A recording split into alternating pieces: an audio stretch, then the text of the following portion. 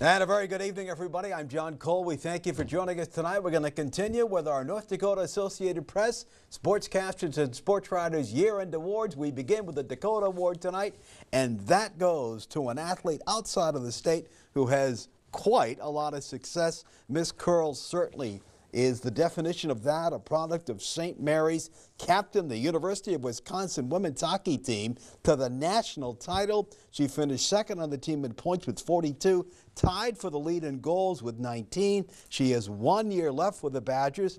Also on the Team USA, which won the gold medal at the 2023 World Hockey Championships. We are very, very proud of that product of North Dakota. All right, the non-school athlete of the year is another Bismarck product.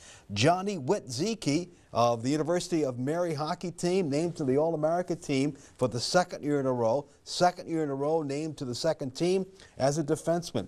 Totaled 48 points in 42 games, including 18 goals. He had 2 game-winning goals and was named the West Region Player of the Year.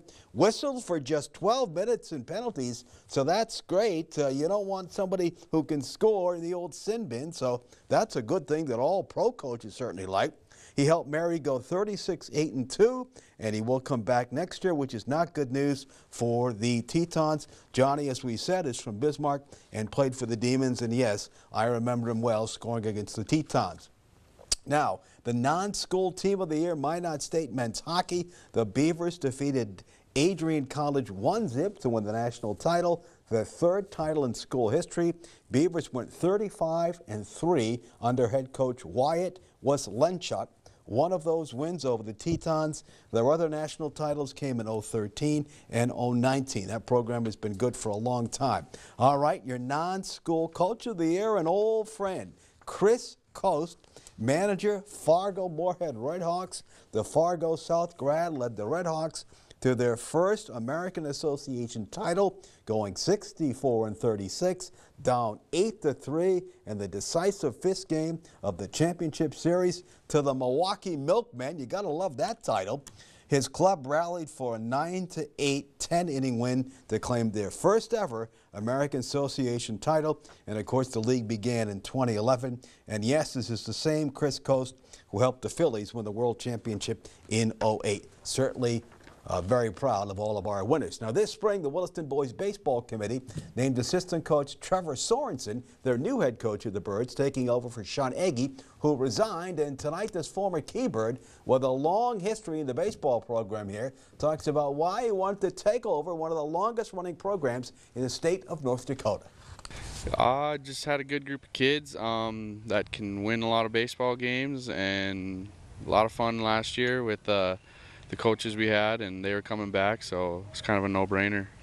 Former Keybird, a lot of pride. All your brothers have played here. It's a lot of pride.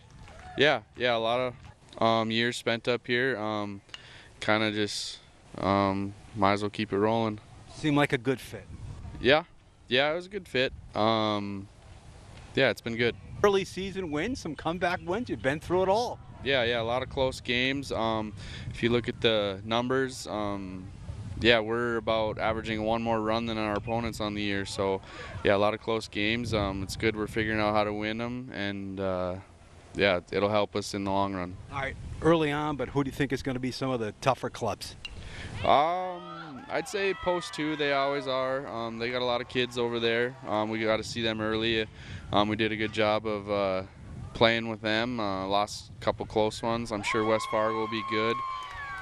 All righty, folks, his assistants this year, former Keybirds great Garrett Hill and Cam Miller. Let's take a timeout on First News at 6.